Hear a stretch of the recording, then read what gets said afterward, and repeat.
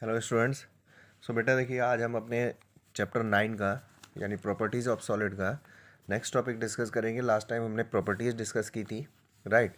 So now today we will discuss about the stress. ठीक है, what is stress? देखिए stress क्या है। जैसे कि स्ट्रेस एक वर्ड, नॉर्मल वर्ड है, आप जो अपनी हम डेली लाइफ में बोलते हैं कि बड़ी स्ट्रेस हो रही है, ठीक है। तो डैट मीन्स यहाँ पर स्ट्रेस क्या है आपके पास में, ठीक है। एक और इम्पोर्टेंट क्वेश्चन इसी से बनता है, what is the difference between stress and pressure, तो ये भी हम समझेंगे। तो what is your stress? Stress can be defined as, पहले डेफिनेशन देख लेते हैं।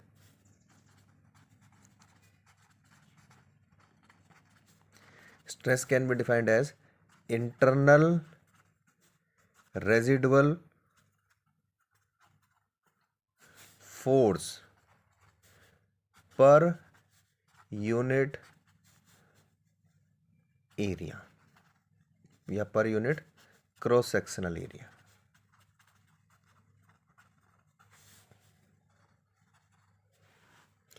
ठीक है। सो स्ट्रेस को हम लिख सकते हैं, stress can be written as internal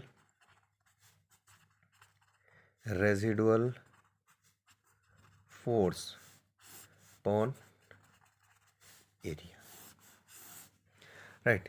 ये हुआ हमारे पास में स्ट्रेस की डेफिनेशन और उसका formula. Now come to your word. अभी हमें ये समझ में नहीं आ रहा what is your internal residual force, ये है क्या? ठीक है, देखिएगा जरा ध्यान देंगे। हम किसी भी बॉडी पे फोर्स लगाते हैं, हमने ये बॉडी हमारे पास में, इस पे हमने फोर्स लगाया, राइट। फोर्स लगाएंगे तो ये क्या होगी, एक बॉडी है, रिजिड बॉडी है, ठीक है। ये बॉडी जब इस पे हम फोर्स लगाएंगे तो इसमें एक डिफॉर्मेशन होगा, राइट। यानी फोर्स, बॉडी पे फोर्स लगाएंगे तो डिफॉर्मेशन होगा। उसी डिफॉर्मेशन की वजह से, उस डिफॉर्मेशन को रोकने के लिए, जब भी किसी भी कोई भी बॉडी हो उसकी शेप में कोई चेंज होता है, तो एज पर Newton's law, first law of action, रीइनर्शिया, ठीक है। अगर हम इस पर देखिए लोड लगा रहे हैं और लोड लगा के इसमें जो डिफॉर्मेशन होगा, उस डिफॉर्मेशन को रोकने के लिए इस बॉडी के अंदर के जो इंटरनल जो मॉलिक्यूल्स हैं, वो जो एक्सटर्नल फोर्स है उसको अपोज करेंगे और अपने डिफॉर्मेशन जो हो रहा है उसको अपोज करेंगे, वो डिफॉर्मेशन ना हो, ठीक है। यही हमारा लॉ ऑफ इनर्शिया। तो उसी प्रॉपर्टी की वजह से, उसी इनर्शिया की प्रॉपर्टी की वजह से हम ये कहते हैं कि whenever a force is applied on a body, then a internal residual force is set up inside a body और between the molecules of a body. जो हमारे मोलिक्यूल हैं बॉडी के, उनके बीच में एक इंटरनल रेजिडुअल फोर्स डेवलप्ड हो जाता है। That internal residual force per unit cross section area is said to be your stress। वही आपकी स्ट्रेस कहलाती है, ठीक है ना।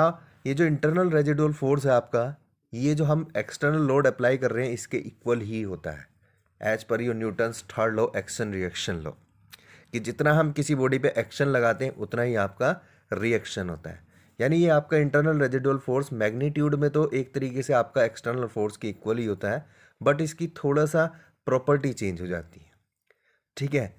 जो प्रेशर होता है, what is your pressure? Pressure is equal to force per unit cross section area. तो जो फोर्स होता है वो आपका एक्सटर्नल फोर्स होता है, जबकि स्ट्रेस में इंटरनल रेजिडुअल फोर्स होता है। तो दोनों में यही डिफरेंस है। अदरवाइज देखिएगा, स्ट्रेस हो या प्रेशर हो, दोनों का फॉर्मूला वही होता है, फोर्स अपॉन एरिया।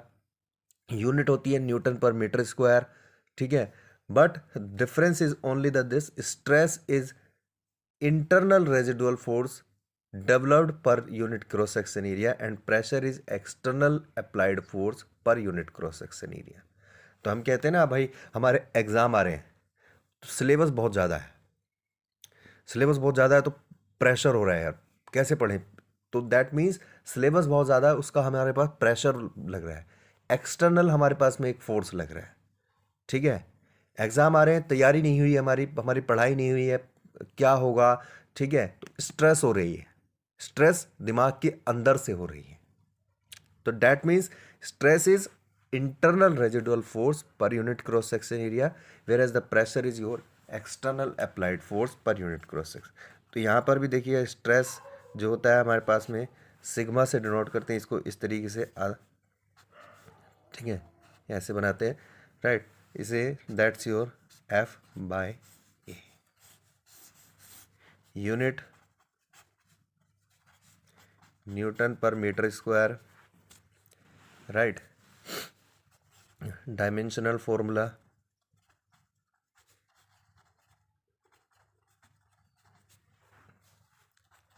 देखिए,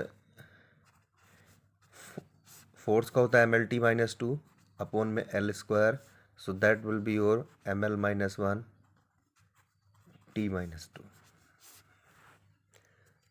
ठीक है, हमने आपको देखिएगा लास्ट पहले बताया था पिछले चैप्टर्स में, जो फोर्स होता है या लोड जो हम कहते हैं जिसको, ठीक है, जब हम किसी बॉडी पे अप्लाई करते हैं तो ये कितने टाइप का होता है, यानी कितने टाइप से हम अप्लाई कर सकते हैं।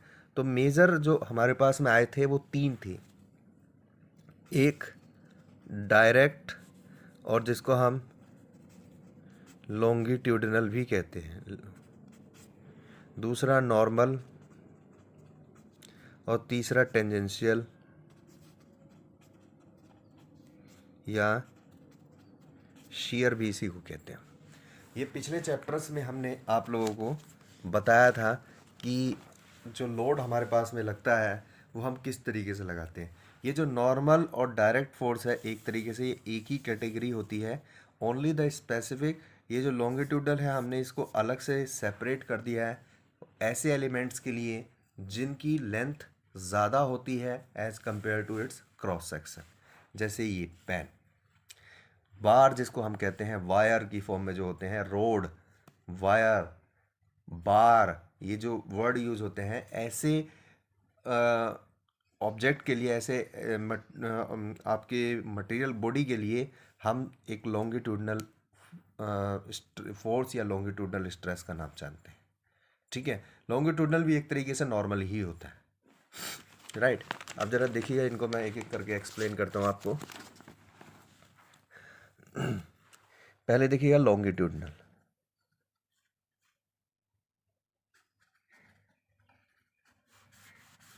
तो लॉन्गिट्यूडनल मतलब कोई ऑब्जेक्ट है उस पर हम जो फोर्स लगा रहे हैं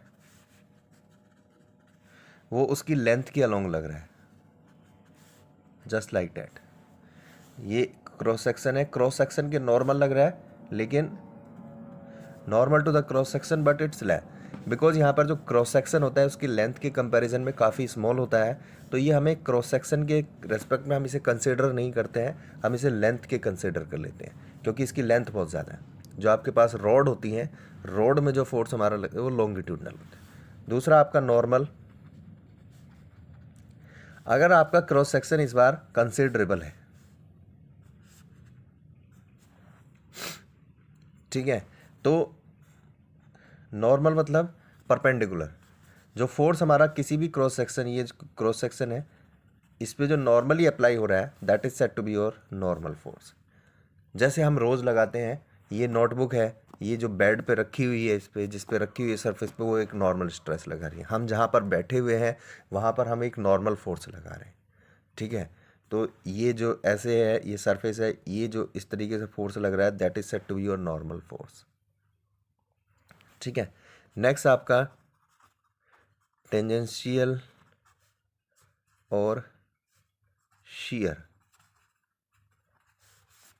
ठीक है। ये टेंजेंशियली लगता है। मान लीजिएगा कोई सरफेस है हमारे पास में, इस सरफेस पे लगेगा ऐसे, इस तरीके से।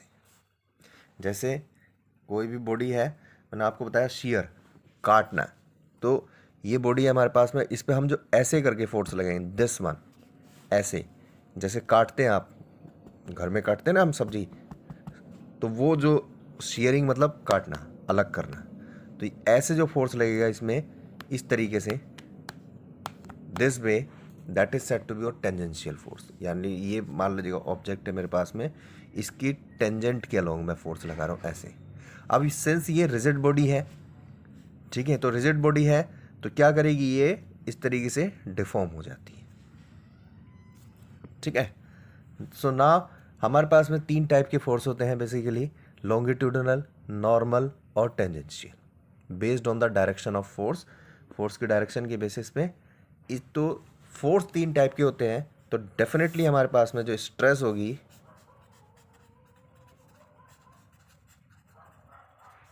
वो भी तीन टाइप की होगी। फर्स्ट डायरेक्ट और longitudinal, second normal stress, and the third one is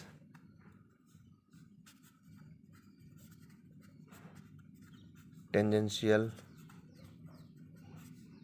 और shear stress, राइट। तो ये तीन टाइप की हमारे पास में स्ट्रेस होगी based on the line of action of force, ठीक है। तो सबसे पहले हम बात करेंगे डायरेक्ट और लॉन्गिट्यूडनल स्ट्रेस की, ठीक है। डायरेक्ट और longitudinal stress, what is this?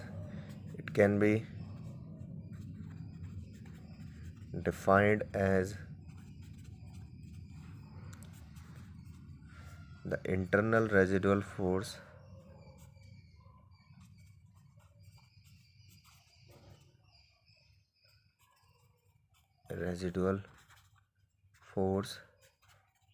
per unit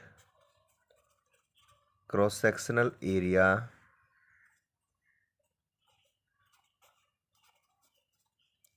which has a tendency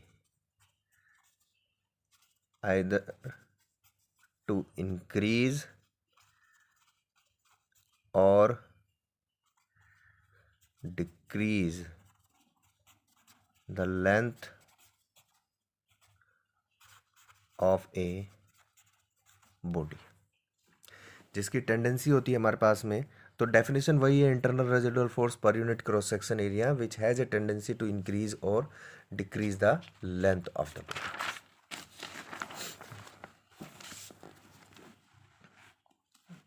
ठीक है।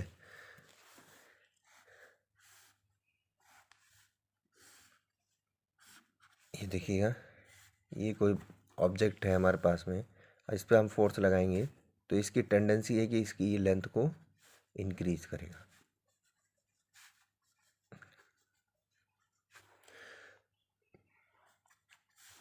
यह फोर्स लग रहा है तो यहाँ, या फिर अगर हम इसी बॉडी पे ऐसे फोर्स लगाएंगे, ठीक है, इस तरीके से फोर्स हम लगाएंगे तो ये इसकी लेंथ को डिक्रीज करेगा,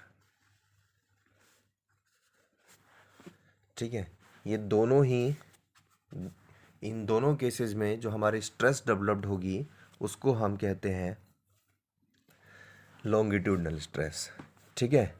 ये जो फर्स्ट कैटेगरी है this is said to be your tensile stress, and second category जो है हमारे पास में it is said to be your compressive stress, ठीक है। What are your tensile? When the length of the body is said to be increase, it is said to be your tensile or tension. When the length of the body is said to be decrease, it is said to be your compressive or compression, right?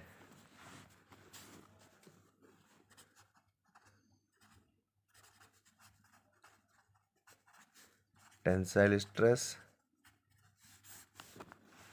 ठीक है, it has the tendency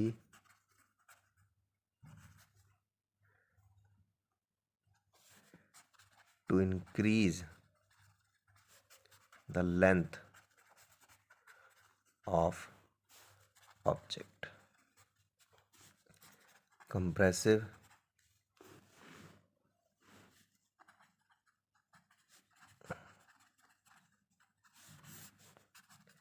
it has the tendency to decrease the length of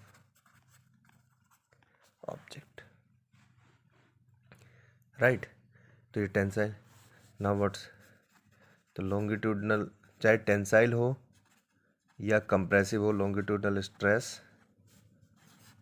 सीधे sigma या sigma L कह दो हम इसे, it is equal to, formula क्या हो हमारे पास में, एफ बाई ए।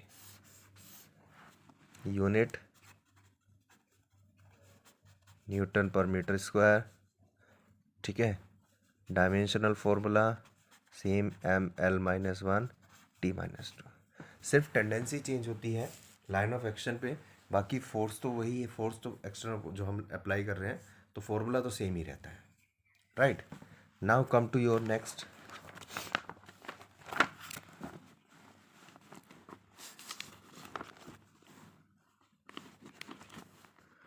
नेक्स्ट है हमारे पास में normal stress.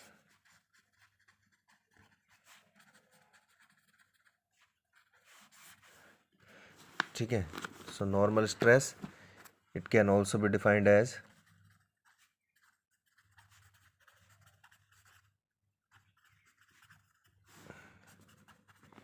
the internal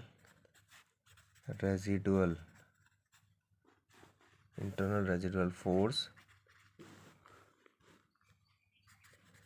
per unit cross sectional area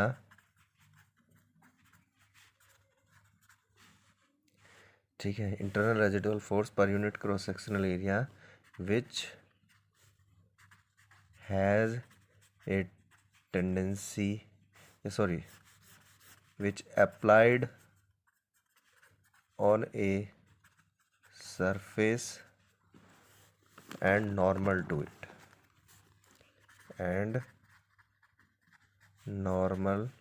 to it, right. तो ये हमारे पास में जो नॉर्मली अप्लाई होता है, जैसे ये object,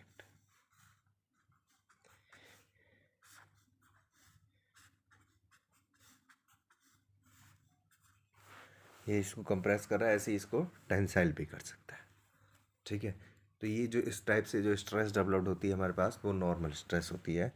sigma N can be written as F by A. Unit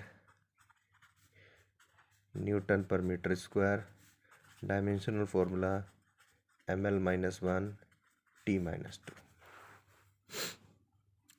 ठीक है। नेक्स्ट है हमारे पास में shear और you can say tangential।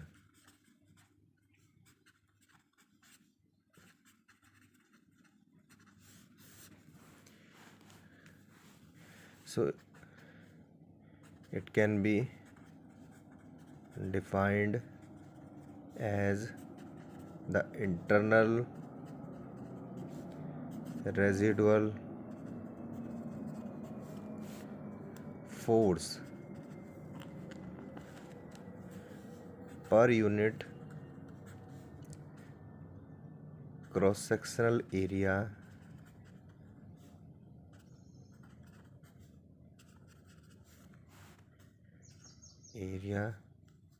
which deforms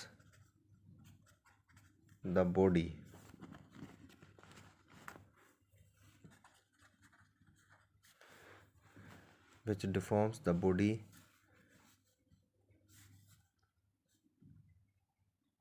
along the tangential surface।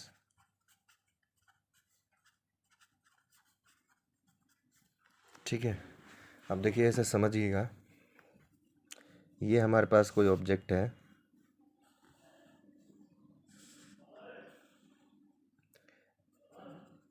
ठीक है।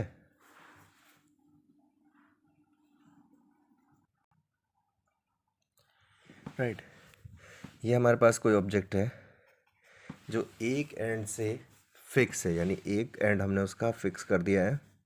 अब हम यहाँ पर सरफेस पे फोर्स लगा रहे हैं, टेंजेंशियल सरफेस पे। तो now since it is a rigid body, तो ये क्या होगी, इसकी जो डिफॉर्म हो जाएगी ये, और जो नई शेप होगी वो कुछ ऐसी होगी।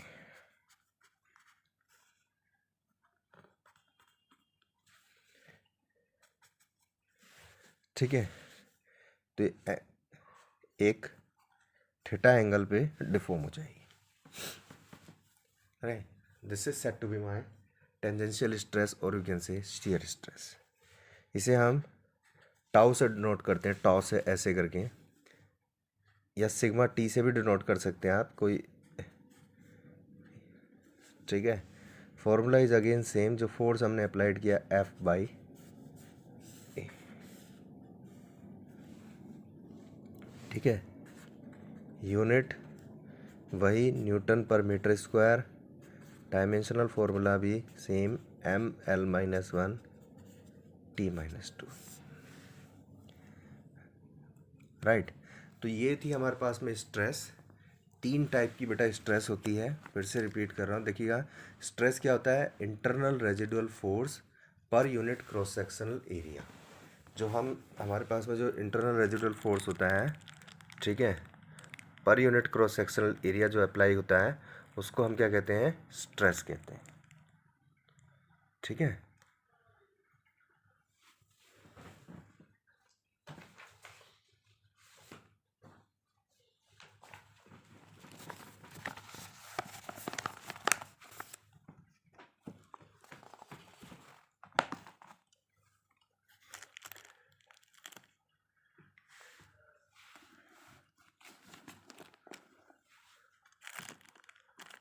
एक सेकेंड।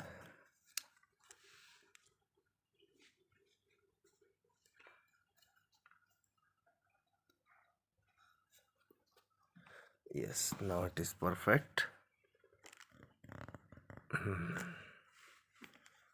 हाँ, तो हम बता रहे थे स्ट्रेस क्या होती है हमारे पास में। स्ट्रेस होती है आपके पास में internal residual force per unit cross sectional area. अगर हमारे पास कोई भी ऑब्जेक्ट है, ठीक है, उस पर हम कोई फोर्स लगा रहे हैं, तो उस फोर्स की वजह से उसमें डिफॉर्मेशन होगा, बट वो डिफॉर्मेशन को क्या होगा, उस डिफॉर्मेशन पे हमारा जो ऑब्जेक्ट है वो अपोज करेगा एज पर न्यूटन्स लॉ ऑफ इनर्शिया। ठीक है, तो जो वो डिफॉर्म करने के लिए जो अपोज करेगा, उसकी वजह से उसके अंदर एक इंटरनल रेजिडुअल फोर्स सेटअप हो जाएगा, क्योंकि ये हमारे पास जो हम पढ़ रहे हैं वो सॉलिड बॉडी पढ़ रहे हैं, रिजिड बॉडी पढ़ रहे हैं। ठीक है, तो इसी वजह से उसके अंदर एक जो डिफॉर्मेशन है, जो अंदर डिफॉर्मेशन होना है, वो क्या होगा आपका, उसका अपोज करेगा, इंटरनल रेजिडुअल फोर्स सेटअप हो जाएगा। That internal residual force per unit cross section area is said to be my stress. इसी को मैं स्ट्रेस कहता हूँ।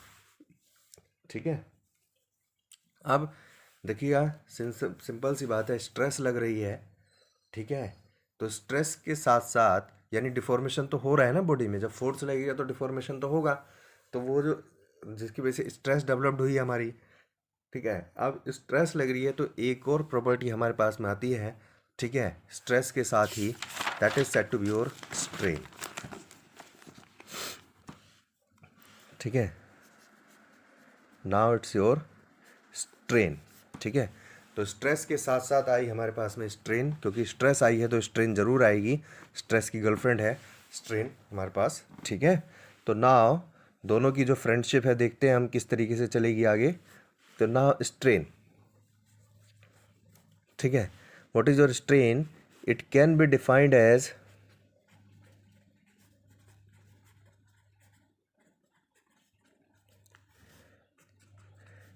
the change in dimensions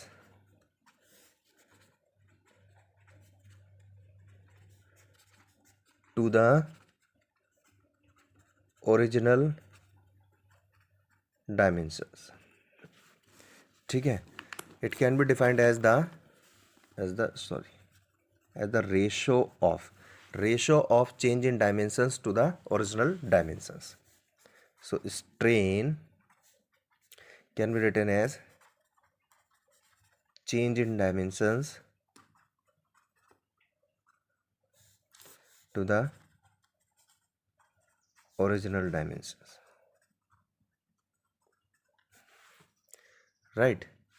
भाई ऑब्वियसली बात है, जब हम किसी बॉडी पे फोर्स लगा रहे हैं तो उसकी डायमेंशंस में चेंज हो रहा है, यानी डिफॉर्मेशन हो रहा है, जिसकी वजह से उसमें डायमेंशंस में चेंज हो रहा है। ठीक है, उसी डायमेंशंस चेंज को हम कहते हैं कि जो भी डायमेंशन में चेंज हुआ है ओरिजिनल डायमेंशन के रेस्पेक्ट में, उसको हम स्ट्रेन कहते हैं। अब देखिएगा, फोर्स जो थे हमारे पास में, यानी कुल मिला के स्ट्रेस जो थी हमारे पास, वो 3 टाइप की थी।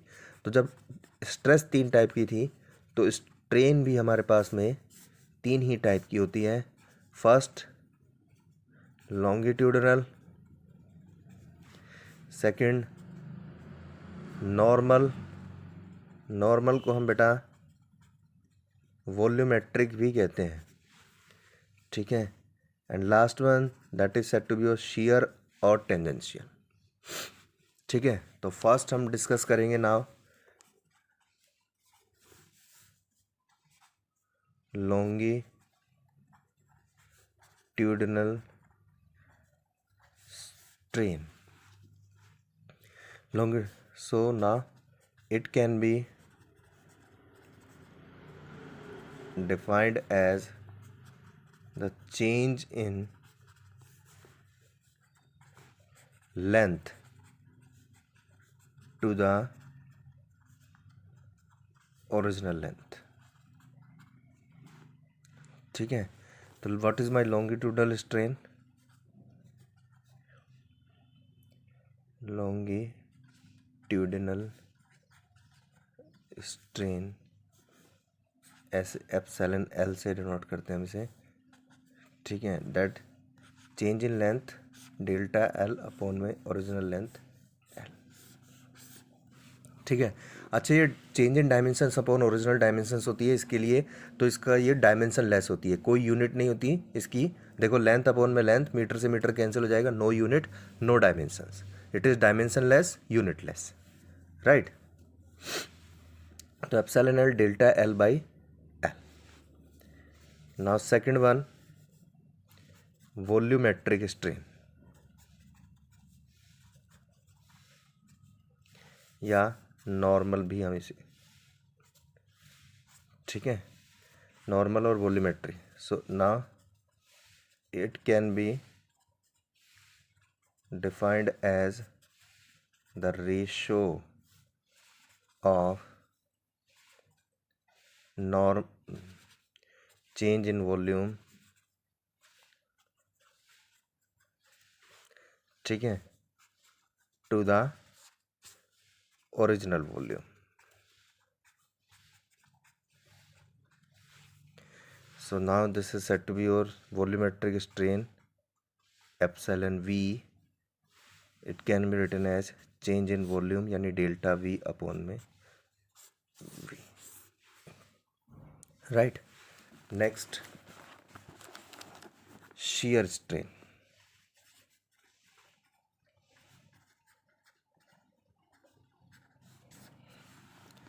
ठीक है, what is my shear strain? Now it can be defined as the angular deformation, क्योंकि इसमें जो बॉडी है वो डिफॉर्म हो रही है, angular deformation of an object with respect to its original shape। ठीक है, यहाँ पर ज़रा ध्यान देना shear strain पे।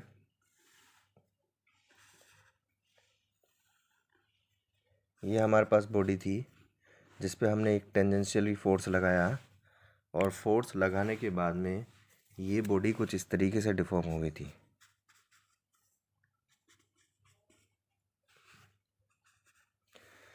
पहले ये ऐसे थी, बाद में फाइनली हमारे पास में कुछ ऐसी हो। ठीक है, तो ये जो पहले से और बाद में जो पोजीशन में जो डिफॉर्मेशन हुआ, यानी एंगुलर डिफॉर्मेशन हुआ theta, that is said to be your shear strain theta S. इसी को हम शियर स्ट्रेन कहते हैं, theta S. Now this is theta S is said to be your shear strain. ठीक है, so how much this theta S? Theta S होगा कितना? theta s is very small होता है basically, तो then I can write down theta s is approximately equal to 10 theta s. Now if it is your A, B, C and D, B becomes B dash, C becomes C dash. ठीक है, मान लीजिए ये side हमारे पास में A है और ये साइड आपके पास B है, तो ये जो चेंजेस हुआ है इसमें वो से डेल्टा B हुआ है. ठीक है, दोनों ए भी हो सकती हैं. अगर देखो ये स्क्वायर होगा तो सिंपल सी बात है, स्क्वायर के केस में ये दोनों साइड इक्वल होंगी, और अगर ये रेक्टेंगल होगा तो इसकी लेंथ और ब्रेड्थ अलग होगी. ठीक है, सो दिस टेन थीटा होता है आपके पास में perpendicular upon base, so I can write down delta B by A. ठीक है, तो ये थी हमारे पास में 3 टाइप की स्ट्रेस और 3 टाइप की स्ट्रेन. राइट, तो इस पे हमारे कुछ क्वेश्चंस भी आपके उसमें असाइनमेंट में प्लीज़ आप देख लेना. ठीक है, नेक्स्ट अब देखिए, स्ट्रेस हमने पढ़ ली, स्ट्रेन हमने पढ़ ली है. ठीक है, अब हम बात करेंगे इन दोनों के रिलेशंस की. जैसे मैंने आपको बताया स्ट्रेस और स्ट्रेन हमारे पास में एक तरह से जस्ट स्ट्रेस की वजह से स्ट्रेन है, यानी कि, और स्ट्रेन की वजह से स्ट्रेस है, एक दूसरे पे काफ़ी डिपेंडेंट है. ठीक है, दोनों में रिलेशन है, स्ट्रेस की गर्लफ्रेंड है स्ट्रेन. सो नाउ अब हम बात करेंगे ज़रा इनकी शादी की. ठीक है, तो जो शादी कराई स्ट्रेस और स्ट्रेन की वो कराई हुक ने. And now we will discuss about the Hooke's law. ठीक है, इसको ज़रा ध्यान से देखना. आज तक आपको किसी ने हुक्स लॉ के बारे में डिटेल में बताया नहीं होगा, मैं आपको हुक्स लॉ की डिटेल बताऊंगा. हुक्स लॉ कैसे आया, ड्राइव कैसे हुआ हुक्स लॉ, हम ये जानेंगे. ठीक है, उसके बाद हुक्स लॉ की क्या है. तो देखिएगा, हुक्स से पहले जब हम बात करते हैं, हुक्स से पहले एक साइंटिस्ट थे जिनका नाम था ई यंग. ठीक है, ई यंग ने सिंपल एक स्टेटमेंट दी थी. उन्होंने कहा था कि किसी भी ऑब्जेक्ट पे अगर हम फोर्स लगाएंगे यानी लोड लगाएंगे तो उसमें इलोंगेशन होगा. ठीक है, नॉर्मल सी बात थी. उन्होंने सिंपल लोड लगाया था जो ये वाला लॉन्गिट्यूडनल. अगर हम किसी फोर्स पे लोड लगाए, मतलब किसी ऑब्जेक्ट पे, तो उसमें इलोंगेशन होगा. इलोंगेशन का मतलब यहाँ पर सिर्फ लेंथ का इलोंगेट करना नहीं है, कहने का मतलब है उसकी डायमेंशंस में चेंजेस होंगे. ठीक है, अगर हम लेंथ के अलोंग लगाएंगे तो लेंथ में चेंज होगा. ठीक है, वॉल्यूम पे लगाएंगे तो वॉल्यूम में चेंज होगा, और अगर हम इसमें लगाएंगे तो इसमें चेंजेस होंगे. ठीक है, तो उन्होंने बहुत स्टार्टिंग में ही कहा कि अगर हम किसी बॉडी पे लोड लगाएंगे तो उसमें इलोंगेशन होगा. ठीक है, when we apply a load on a body,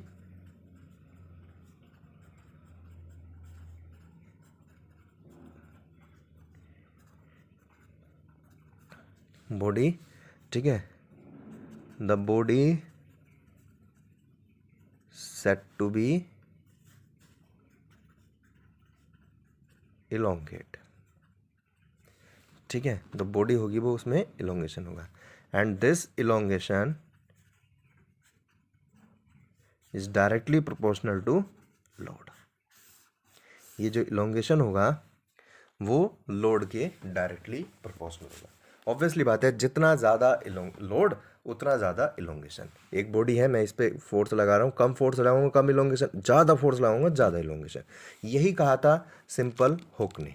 और इसके अलावा उन्होंने सिंपली यही स्टेटमेंट था उनका, और कोई विशेष इसमें कुछ अलग से उन्होंने नहीं कहा था. ठीक है, तो नाउ इसके बाद आई हुक.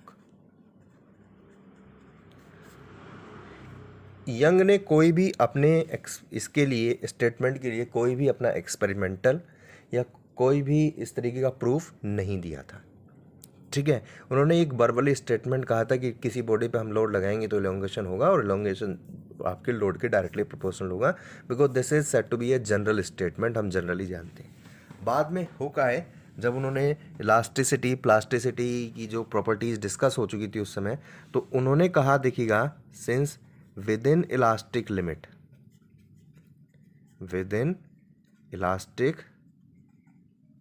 limit, इलास्टिक लिमिट क्या होती है? इलास्टिक लिमिट वो होती है जब जिसमें हम मटेरियल पे अगर फोर्स जो हमने अप्लाइड किया है अगर हम उसको रिमूव कर दें, लोड को हटा दें, तो even after removal the forces then the body can regain its original size and shape. Body अपने ओरिजिनल साइज और शेप को रीगेन कर लेती है, उसको हम कहते हैं इलास्टिक लिमिट। ठीक है, तो with in elastic limit you know what is my strain. Normal बात कर लेते हैं सबसे पहले, लॉन्गिट्यूडनल एक बेसिक स्ट्रेन जो होती है हमारे पास में, simply that was your delta L by L थे, यानी change in length, elongation upon में original length. Now since within elastic limit, since L जो ओरिजिनल लेंथ है वो क्या रहेगी आपकी? कांस्टेंट रहेगी। भाई इलास्टिक लिमिट तो यही कहती है ना कि एक ऐसी लिमिट जिसमें हमने फोर्स को हटाया और बॉडी की शेप पे और साइज पे कोई फर्क ना पड़े, तो यानी एल जितना था उतना ही रहेगा, तो L will remain constant. So can I say this strain is directly proportional to delta L. Delta L क्या है हमारे पास में? Change in length, that is your elongation. So strain is directly proportional to your elongation, right. And now since we also know what is your stress, stress is equal to force upon area, ठीक है। तो this within elastic limit you know area will remain constant, elastic limit के अंदर area भी constant रहेगा। So this stress is directly proportional to this force, और you can say load. Stress directly proportional to load है, अभी हमने देखा stress directly proportional to load है, strain directly proportional to elongation है। ठीक है, ये कब है? ये दोनों तब ही हैं जब विद इन इलास्टिक लिमिट। ये चीज़ याद रखेंगे, विद इन इलास्टिक। अगर इलास्टिक लिमिट नहीं होगी तो ये ए और एल कांस्टेंट नहीं होंगे और आप इस तरीके से नहीं लिख सकते हैं। ठीक है, और यंग ने क्या कहा था? यंग ने कहा था elongation directly proportional to load है, तो क्या हम ये नहीं कह सकते कि strain is directly proportional to load stress होगी? बिकॉज यंग ने कहा था elongation directly proportional to load है। सिंस इलोंगेशन प्रोपोर्शनल हो गया स्ट्रेन की और लोड प्रोपोर्शनल हो गया आपका स्ट्रेस की, तो हम ये कह सकते हैं so within elastic limit of a body, ठीक है, I can write down this strain is directly proportional to stress. तो ऐसे आया था हुक्स लॉ। ये हुक्स लॉ की हिस्ट्री है, कोई बताएगा नहीं आपको, ठीक है। तो strain is directly proportional to stress, but mathematically उसके बाद हमने इसको करेक्ट कर दिया था। रीज़न देखिएगा यहाँ पर, इस इक्वेशन से पता चलता है कि स्ट्रेन डिपेंड कर रही है स्ट्रेस पे। मैथमेटिक्स में आपको पता है जो एलएचएस वाली साइड होती है वो आरएचएस पे डिपेंड करती है। दो तरीके के वेरिएबल हम लेते हैं, एक डिपेंडेंट और एक इंडिपेंडेंट। तो इधर डिपेंडेंट वेरिएबल होता है, इधर इंडिपेंडेंट वेरिएबल होता है। बट ऑल्दो सिचुएशन ऐसी नहीं है, स्ट्रेन स्ट्रेस पे डिपेंड नहीं करती है, जबकि स्ट्रेस स्ट्रेन पे डिपेंड करता है। सो हमने मैथमेटिकली हमने इसको करेक्ट कर दिया and we have written that stress is directly proportional to strain. So finally हमारे पास में हुक्स लॉ का स्टेटमेंट बन गया। तो नाउ स्टेटमेंट क्या कहता है हमारे पास में? Hooke's law states that within elastic limit of a body, stress is directly proportional to strain। ठीक है, ये बना हमारा Hooke's law. So within elastic limit of a body stress is directly proportional to the strain, यानी sigma is directly proportional to epsilon. This is said to be my Hooke's law, right. तो यहाँ पर stress directly proportional to strain हो गया हमारे पास में। Now proportional sign हटाने के लिए हम यहाँ पर एक कांस्टेंट ऑफ प्रोपोर्शनलिटी लगा देते हैं K. So K epsilon where K is said to be your constant of proportionality, या फिर हम इसी को हम कहते हैं बेटा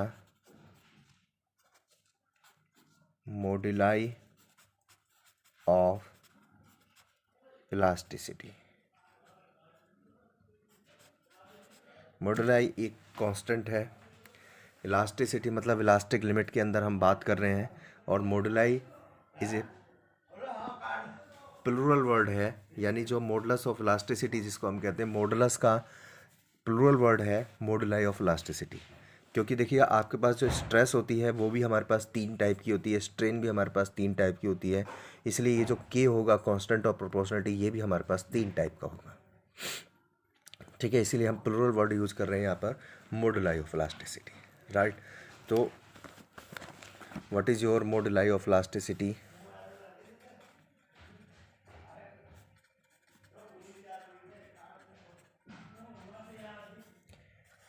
K, which is equal to stress upon strain. So moduli of elasticity can be defined as the ratio of stress to strain. इसे हम कहते हैं it is the ratio of your stress to strain. Stress का strain से ratio है हमारा। ठीक है, अब देखिएगा सिंस ये हमारा पड़ गया हुक्स लॉ की हुक हो गया सभी जगह कि with in elastic limit of a body what is your Hooke's law. जब भी आपसे हुक्स लॉ पूछा जाएगा तो आप हिस्ट्री नहीं बताएंगे, ये हिस्ट्री आपकी जस्ट फॉर योर नॉलेज है, आपको आगे काम आएगी कभी कोई पूछने लगे। ठीक है, तो ऐसा लगना चाहिए कि हाँ आपने पढ़ा है, आपको आता है हुक्स लॉ, ठीक है, आप जानते हैं इसके बारे में। तो बट अभी आपसे पूछा जाए तो आप यही बताएंगे within elastic limit of a body the stress is directly proportional to strain. ठीक है, लेकिन जो हमने देखा कि ये जो हुक्स लॉ स्टार्ट हुआ, यानी जो कॉन्सेप्ट स्टार्ट हुआ वो आया था यंग से, ई यंग ने दिया था। ठीक है, तो इसीलिए ई यंग ने कहा कि ये तो गलत बात है, बताया तो पहले मैंने था, लेकिन ई यंग ने कोई भी अपने एक्सपेरिमेंट का इस स्टेटमेंट का कोई प्रूफ नहीं दिया था, ना ही कोई ऑब्जर्वेशन दी थी और ना ही कोई एक्सपेरिमेंटल प्रूफ दिया था, राइट। तो इसलिए ई यंग ने कहा लेकिन गलत बात है, ये सब नाम हुक्स का हो रहा है, मेरा नाम नहीं हो रहा है, तो इसलिए जो यंग थे वो ठीक है, नाम उनका यंग था लेकिन थे बूढ़े। ठीक है, वो एक बिल्डिंग से ऊपर से नीचे उन्होंने छलांग लगा दी, लेकिन जैसा कि नाम यंग था तो वो मरे नहीं। ठीक है, हॉस्पिटल में। तो उसके बाद में ये डिसाइड किया गया कि भाई चलिएगा ठीक है, मेहनत तो इन्होंने भी की थी, कुछ तो बताया था, उसी कॉन्सेप्ट पे हुक ने आगे बढ़ाया है, तो इसी थ्योरी को, इसलिए जो फर्स्ट मॉडुलस ऑफ इलास्टिसिटी होता है हमारा, यानी मॉडुलाई ऑफ इलास्टिसिटी जो हमारे 3 है उसमें से जो फर्स्ट मॉडुलस होता है उसको हम यंग मॉडुलस ऑफ इलास्टिसिटी कहते हैं। ठीक है, और एक चीज़ याद रखेंगे आप, मॉडुलाई ऑफ इलास्टिसिटी कोई भी हो आपका, एनीवन, ठीक है, तीनों में से कोई सा भी हो आपका, वो इट डिपेंड्स ऑन मटेरियल, वो सिर्फ मटेरियल पे डिपेंड करता है। ठीक है, कोई ऑब्जेक्ट है उसकी शेप साइज इन सब चीज़ों पे डिपेंड नहीं करता है। शेप साइज पे स्ट्रेस और स्ट्रेन डिपेंड करते हैं, लेकिन ये नहीं करता है। मॉडुलाई ऑफ इलास्टिसिटी आपका मटेरियल का होता है। अगर हमारे पास में कोई मटेरियल है स्टील, अगर स्टील है तो वो एक क्रॉस सेक्शन मान लो 10 मीटर की स्क्वायर क्रॉस सेक्शन की है, 100 मीटर लेंथ की है। ठीक है, अगर हम उसको दूसरे क्रॉस सेक्शन से दूसरी लेंथ से रिप्लेस कर देंगे स्टील को ही, तो उसका मॉडुलस ऑफ इलास्टिसिटी चेंज नहीं होगा। मॉडुलस ऑफ इलास्टिसिटी तभी चेंज होगा जब आपका स्टील को हम दूसरे मटेरियल में चेंज कन्वर्ट कर दें, स्टील से कॉपर आ जाए या aluminium what ever it is. ठीक है, लेकिन स्टील जब तक मटेरियल रेट नहीं चेंज नहीं होता है तब तक आपका कोई भी मॉडुलाई ऑफ इलास्टिसिटी चेंज नहीं होता है। क्लियर? सो नाउ ये जो हमारे पास में मॉडुलाई ऑफ इलास्टिसिटी है,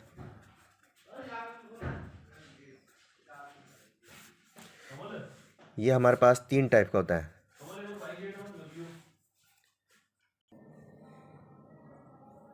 सो मॉडुलस ऑफ इलास्टिसिटी जो होते हैं हमारे पास में वो भी 3 होंगे। फर्स्ट, जैसे मैंने आपको बताया, फर्स्ट मॉडुलस ऑफ इलास्टिसिटी को हम यंग मॉडुलस ऑफ इलास्टिसिटी कहते हैं।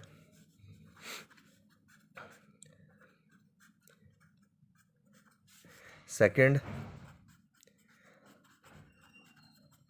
bulk modulus, and the third one is said to be your modulus of rigidity, right? तो ये हमारे पास में 3 मॉडुलस ऑफ इलास्टिसिटी हो गए, young modulus of elasticity, bulk modulus और मॉडुलस ऑफ रिजिडिटी। ठीक है, तो now first young modulus of elasticity. इसी यंग मॉडुलस ऑफ इलास्टिसिटी को हम सिंपल मॉडुलस ऑफ इलास्टिसिटी भी बेटा हम इसी को कहते हैं। अगर कहीं पे मॉडुलस ऑफ इलास्टिसिटी लिखा हो या यंग मॉडुलस ऑफ इलास्टिसिटी तो दोनों एक ही बात है। So now it can be defined as the ratio, can be defined as the ratio of, जो फर्स्ट स्ट्रेस थी हमारे पास में longitudinal stress, longitudinal stress, longitudinal stress to longitudinal strain. ठीक है, तो इसको हम y से या E से डिनोट करते हैं। That's your sigma L upon में एप्सिलॉन L। ठीक है, so this can be sigma L, आपको पता है F बाई A, और epsilon L delta L by L। तो finally I can write down this F into में L अपॉन में A into delta L। This is my young modulus of elasticity. It depends only on material. जैसे मैंने आपको बताया, कोई भी modulus of elasticity होगा वो हमारा सिर्फ और सिर्फ मटेरियल पर डिपेंड करेगा।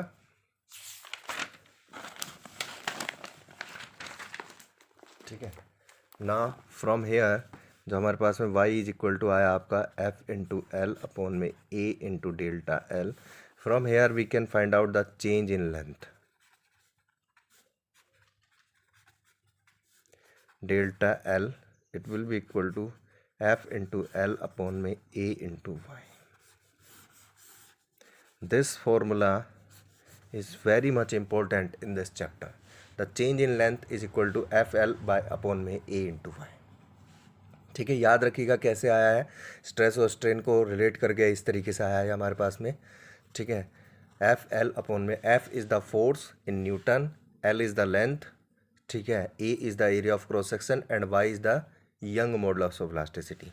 जो मॉडुलस ऑफ इलास्टिसिटी होते हैं हमारे पास में, ठीक है, इनकी जो यूनिट होती है यंग मॉडुलाई ऑफ इलास्टिसिटी, चलिए ये बता दूं मैं, मॉडुलाई ऑफ इलास्टिसिटी कोई सा भी हो बेटा, तीनों में से कोई सा भी हो, इनकी जो यूनिट होती है, यूनिट वही होती है जो स्ट्रेस की यूनिट होती है, यानी न्यूटन पर मीटर स्क्वायर। लेकिन कभी कभी ये दूसरी यूनिट्स में भी लिखे होते हैं, स्ट्रेस हो या आपका मॉडुलाई ऑफ इलास्टिसिटी हो।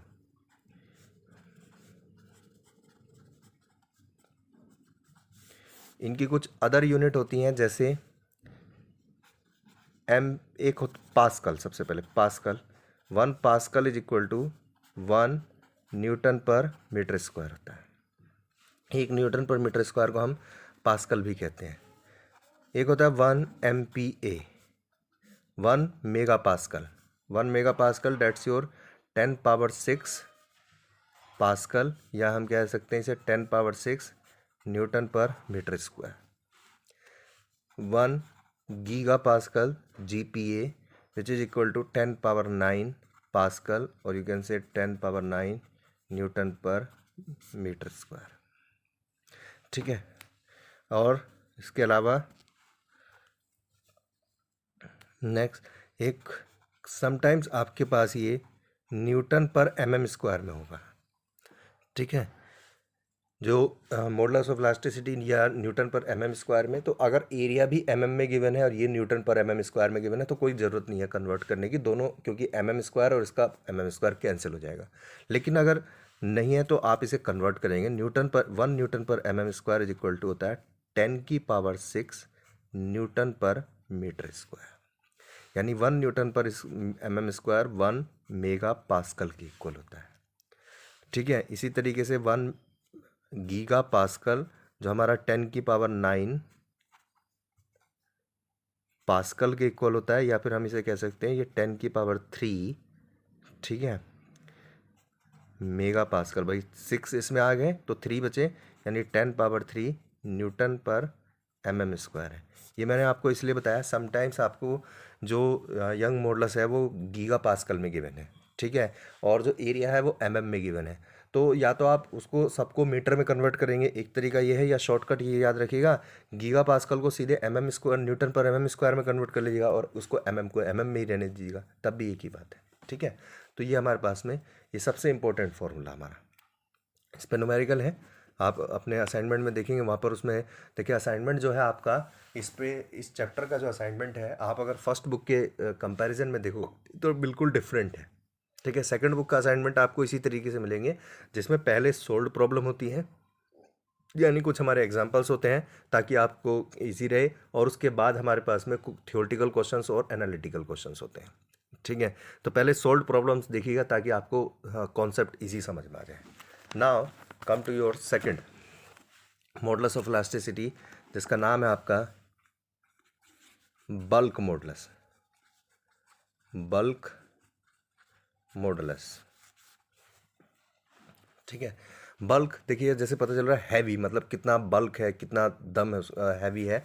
ठीक है, so now it can be defined as the ratio of normal stress, second stress जो होती है हमारे पास में, normal stress to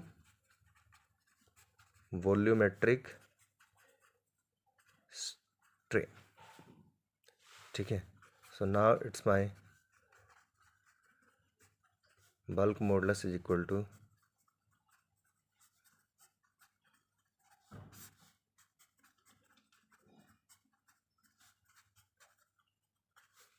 volumetric strain sigma n upon में एप्सिलॉन v। ठीक है, इसे हम k से डिनोट करते हैं। हाउ मच, सिग्मा n को लिख सकते हैं, देखिए हम f/a it's my delta v upon में v चेंज, तो नाउ f इंटू में v अपॉन में a into delta v, it's my k। From here, जैसे मैंने पहले चेंज इन लेंथ निकाला था, अगर मुझसे चेंज इन वॉल्यूम पूछा जा रहा है तो I can find out delta v is equals to f into में v ओरिजिनल वॉल्यूम अपॉन में a इंटू k आपको गिवन होगा। तो ये हुआ हमारा सेकंड मॉडुलस यानी बल्क मॉडुलस। ठीक है, थर्ड है आपका मॉडुलस ऑफ रिजिडिटी।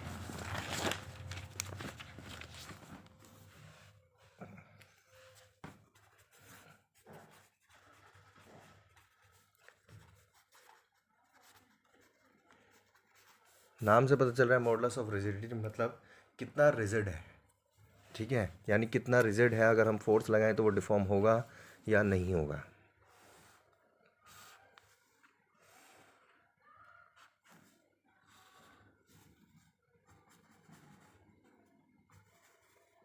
ये थी हमारे पास में शियर स्ट्रेस वाला case, this is set to my theta S,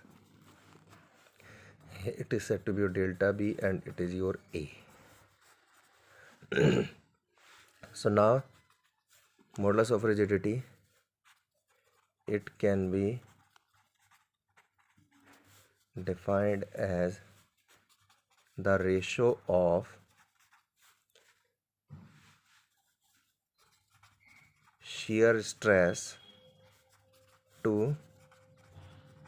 shear strain, जो है shear stress को shear strain से। ठीक है, इसे हम G से, N से या C से डिनोट करते हैं। ठीक है, तो modulus of rigidity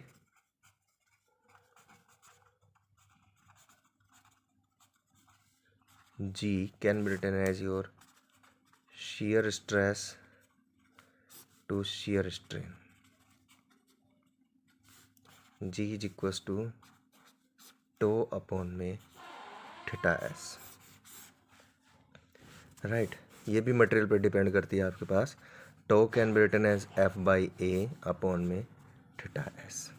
from here I can find out the theta S is equals to F upon में ए इंटू जी। ये भी हमसे पूछा जाता है, ठीक है।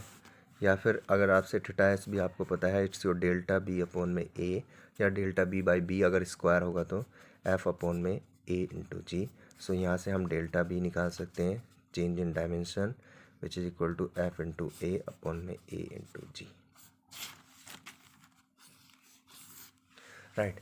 तो ये थी आपकी स्ट्रेस स्ट्रेन, ठीक है। साथ ही हुक्स लॉ, और हुक्स लॉ के बेसिस पे हमारे पास में 3 modulus of elasticity, young modulus, bulk modulus और मॉडुलस ऑफ रिजिडिटी, ठीक है। तो ये हमारा टॉपिक है जो कि सबसे इम्पोर्टेंट आपका न्यूमेरिकल अप्रोच जो है हमारे पास में इसी टॉपिक से है, बाकी सबसे आपकी थ्योरी है, ठीक है। तो ये हम नेक्स्ट हम उसमें आपका जो स्ट्रेस स्ट्रेन डायग्राम है वो पढ़ेंगे और इसके कुछ न्यूमेरिकल्स आपको बताएंगे, right. Thank you very much.